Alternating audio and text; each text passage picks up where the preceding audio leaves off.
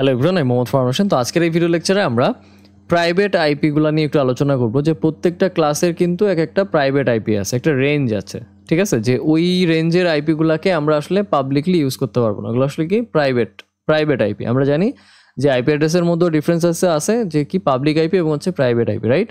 তাহলে চলেন ক্লাস এর জন্য একটু রেঞ্জটা দেখে নিই। তো ক্লাস এর রেঞ্জ কি ছিল?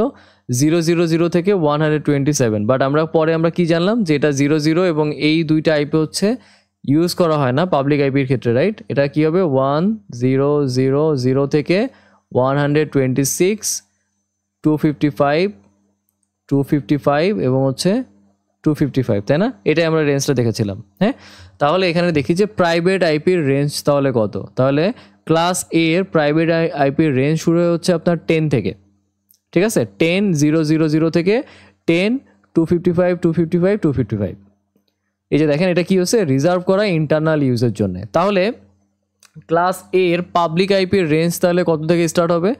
পাবলিক আইপির রেঞ্জ শুরু হবে হচ্ছে 1 থেকে 9 পর্যন্ত, যেহেতু এটা 10 থেকে স্টার্ট হয়েছে, তাই না? তার মানে এর আগ পর্যন্ত এবং এর পর পর্যন্ত, তাই না? এই যে এ তো এখানে মানে প্রাইভেট আইপির রেঞ্জ কত?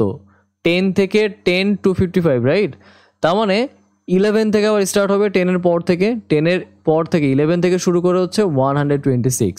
দেখেন এই যে 126। সো এই রেঞ্জে যদি কোনো কিছু থাকে তাহলে সেগুলো প্রাইভেট, আর এই রেঞ্জে যদি কোনো কিছু থাকে সেটা হচ্ছে পাবলিক। এক্সাম্পলে দেওয়া আছে, দেখেন 10,531, এটা কি প্রাইভেট না পাবলিক? অবশ্যই প্রাইভেট, কারণ কি স্টার্টিংয়ে শুরু হয়েছে কত? 10 থেকে। সো 10 থেকে যদি স্টার্টিংয়ে কোনো কিছু শুরু হয় তাহলে ডেফিনেটলি এটা প্রাইভেট আইপি। নিচের এটা কি 8888, দেখেন ফার্স্ট অক্টেট কি 8, তার মানে যেহেতু 8 ফার্স্ট অক্টেট, তার মানে কি এটা কি পাবলিক আইপি। 10 বাদে বাকি যা আছে সবই পাবলিক আইপি, রাইট? এই রেঞ্জটা খেয়াল করতে হবে।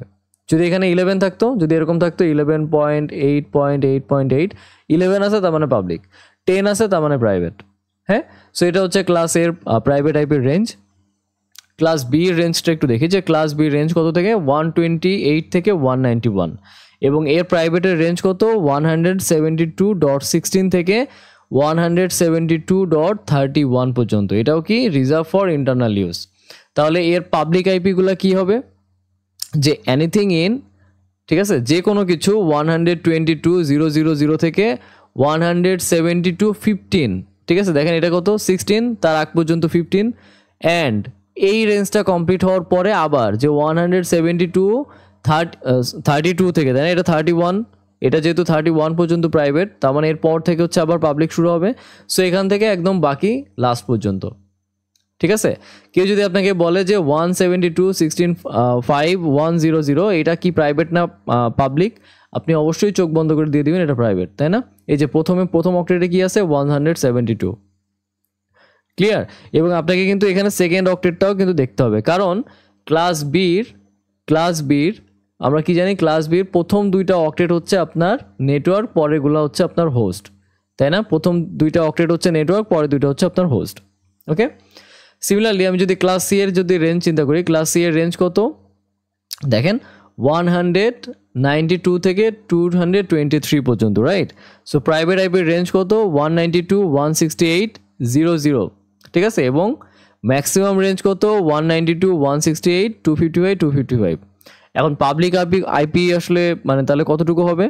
যে 192.00 থেকে শুরু করে এইটার আগ পর্যন্ত 192.167 এর আগ পর্যন্ত, তাই না? এই যে দেখেন 167 এর আগ পর্যন্ত, এবং এর পরে এই যে 192.16, এই যে দেখেন 192.169 এর মানে 9 থেকে শুরু হবে, তাই না? আবার যে এটা যেখানে শেষ তারপর থেকে আবার আইপি অ্যাড্রেস মানে পাবলিক আইপি শুরু হবে, এরপরে একদম লাস্ট পর্যন্ত।